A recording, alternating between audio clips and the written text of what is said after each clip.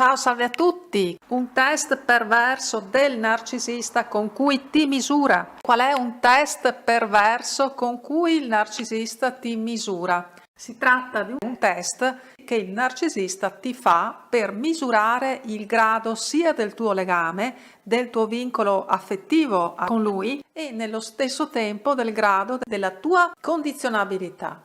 Il narcisista lo fa, questo test, un po' alla volta, per gradi, e con questo test capirà veramente quanto tu sei presa da lui. È un test che anche una donna narcisista fa. E diciamo anche che questo test dimostra o il buon tempismo, la vita sregolata o da perditempo in certi casi. E ora capirai perché. Il narcisista questo test perverso comincerà a farlo proprio quando sentirà che con te c'è praticamente riuscito, ti ha in pugno e quindi metterà in atto uno di quei test che poi daranno il via a un'escalation di altri test anche più perversi, specie se hai a che fare fatalmente con un narcisista maligno o una narcisista maligna. E questo test lo fa anche un border, anche un bipolare tante volte, non solo un narcisista. Ed è incredibile come tanti partner ci cascano in questa spirale e magari anche con una sorta di malsana gratitudine. Perché cosa fa il narcisista appena possibile con te? Prima inizia con l'escalation delle attenzioni, dei messaggi carini, dei doni quando ci stanno, perché il narcisista è spesso volentieri avido, avaro, ma qualche dono lo fa volentieri se perlomeno non ci perde tanto. Vedi il video che trovi sul canale Tu ed io sui doni del narcisista. Insomma, tutte quelle attenzioni e corteggiamenti che rientrano nel cosiddetto love bombing.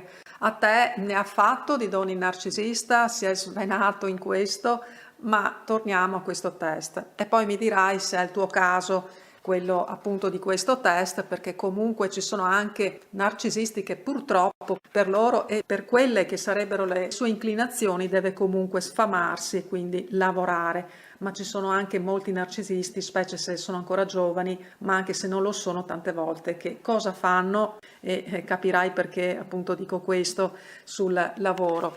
Iniziano con i messaggi e via messaggi e poi a poco il narcisista arriva alla buonanotte con il messaggio della buonanotte e poi magari ti chiama a mezzanotte o alle 23:30, poniamo, quando sa che ti stai coricando e tu stai al telefono con lui che magari ti trattiene anche per delle ore e lui insomma magari proprio non ti molla e fatto questo ti arrivano anche messaggi magari alle 2 di notte. E ci sono donne che finiscono per assuefarsi, ma anche uomini, a questa sorta di attenzione ai messaggi notturni. Ed ecco perché parlavo appunto di perdigiorno, perché se il narcisista deve alzarsi alle 6 del mattino per andare magari a spaccare le pietre, di sicuro messaggi notturni non li invia. O le chiamate notturne, almeno di contratto.